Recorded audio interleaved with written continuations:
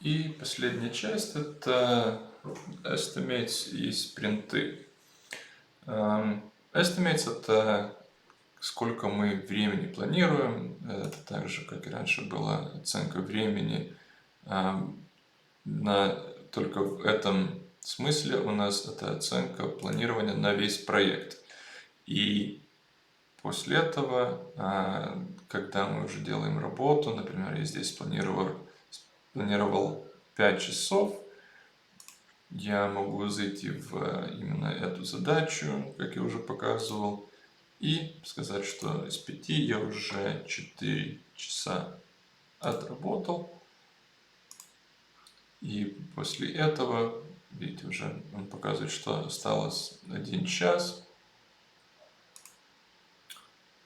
И если перезагружу эту страницу, будет видно, что где вот здесь эта задача, остался еще час как бы для этой работы, для этой работы. Это очень полезно, то тоже не только для планирования, но тоже для просмотра, сколько часов потрачено на какой проект за весь период этой задачи, либо это месяц, либо это 2, это не важно, будут видно через всю жизнь этой задачи. В то время спринты — это наш помощник для планирования на месяц. Некоторые другие команды используют спринты по двухнедельные. В нашем случае это логика такая же самая абсолютно, как и наше ежемесячное планирование на смарт-шите. Вот у меня я сейчас уже заранее поставил все спринты на апрель 2021 года. Как видите, все мои задачи здесь стоят именно на этом спринте. Как это можно выбрать? Спринт выбирается здесь, вот нажатие этой кнопки и выбором спринтов, которых можно выбрать. Это уже будет для вас создано вашим руководителем, вам не надо над этим заморачиваться. Просто у вас всех уже стоит в вашем плане май, и во время мая мы создадем еще и июнь, если надо, и июнь. Так вот, как видно, у меня все задачи стоят на именно этот спринт апреля месяца этого года. Что это нам дает? Мы, чтобы увидеть это, можем идти в Boards. Я тоже пойду вот в свой. И здесь мы можем видеть все спринты и все задачи, которые либо к одному, либо другому спринту приусвоены. Этот активный спринт, который именно на этот месяц, он был запущен. И все задачи ставили здесь.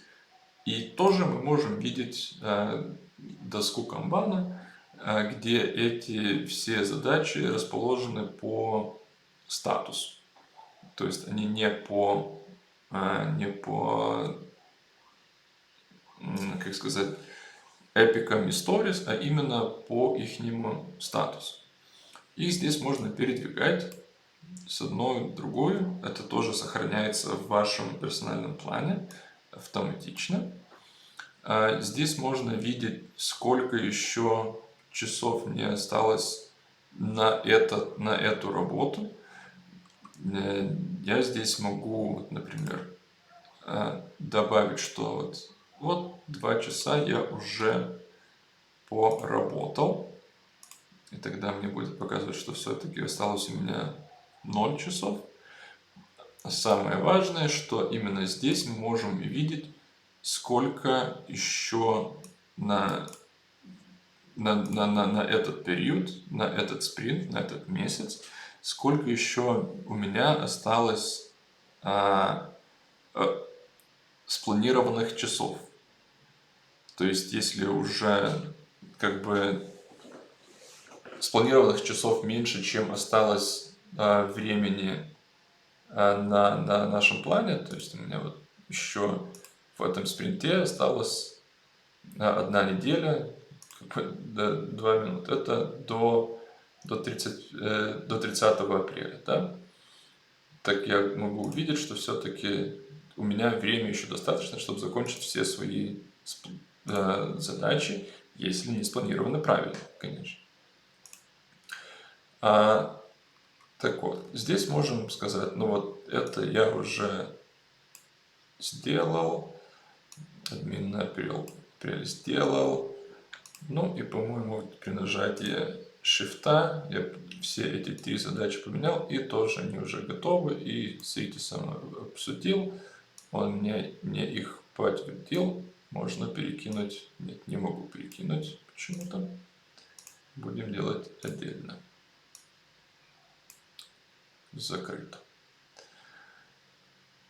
Когда месяц заканчивается, и вы либо здесь, либо в вашем личном плане поменяли статус там, на закрыто, какой он бы не был, или поменяли дату, как раньше, due date, да?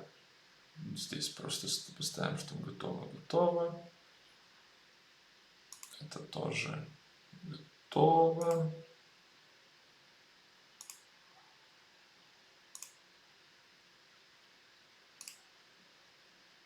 Это сохранили. И месяц у нас кончился, и вы уже сидите с собеседованием с своим руководителем, где он будет именно менять из готово на закрыто. Все уже статусы поменяли, можно этот спринт закрывать. И тогда ваш руководитель делает complete sprint, и спринт сразу же говорит, что, дружище, вот у вас там закрылись две задачи, но 18 осталось открытых. Что будем с ними делать? У нас есть две возможности. Либо их переместить в backlog. Это значит, что они не будет ни к какому спринту подсоединены. Либо перенести в следующий спринт, который он нам дает выбор. Пока мы этого делать не будем, потому что я вспомнил, что еще одну вещь хочу показать. Почему эти спринты так хороши нам? Покажу на примере, опять же, своего личного плана. Я посмотрел, что у меня там много по постам, много часов, а я всех не успею. И я решил, что эти 3 работы я в этом месяце делать не стану. Я просто снимаю спринты, либо поменяю их на другой спринт, но для показа сегодня я просто сниму, то есть эти спринты отсюда. Сохраним.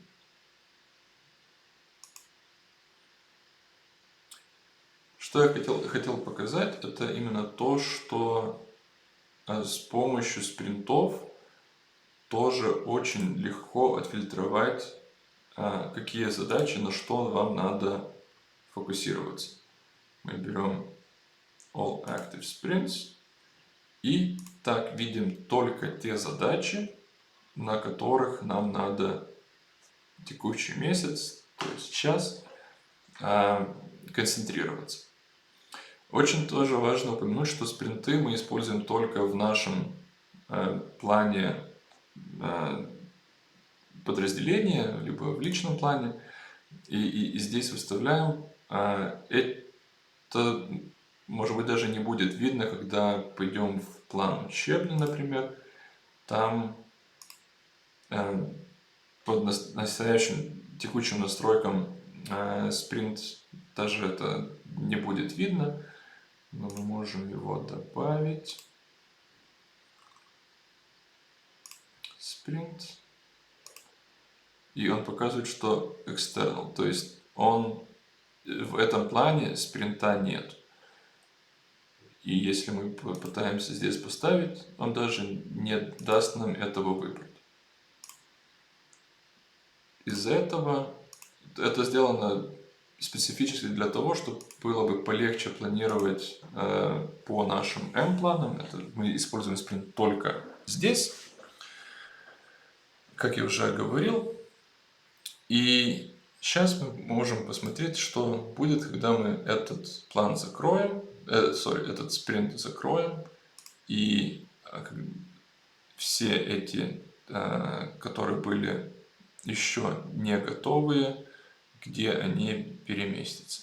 Делаем complete sprint. Но пусть пока их перемещаем на backlog. Спринт закрылся, и у нас выскакивает вся информация, какая нам нужна про тот спринт, который уже прошел. То есть мы видим, когда были пики работы. Опять же, не забудьте, что это сейчас мы используем в пустой джире для наших проектов. Это, конечно, будет выглядеть немножко по-другому. Но мы видим, сколько было задач сделано, какого приоритета, сколько было спланировано время на эти задачи и так далее и тому подобное. И куча всяких другой информации. Так вот, из этого спринты нам очень сильно помогают планировать. Потом, когда уже больше будем использовать, можно делать и auto-schedule, там нужны другие настройки. Это, например, при настройке, сколько у вас там рабочих часов в какой-то период, он может распределить даже все ваши задачи по зависимостям, по приоритетам. Он распределит, в который день вам концентрироваться на которую задачу, и чтобы слишком много задач у вас не было, и это было более реально их всех сделать. Так, надеюсь, было это понятно. Опять же, когда будем использовать, когда будем работать уже с самой программой, это станет гораздо легче понять, чем смотреть на меня, нажимающего все эти кнопки.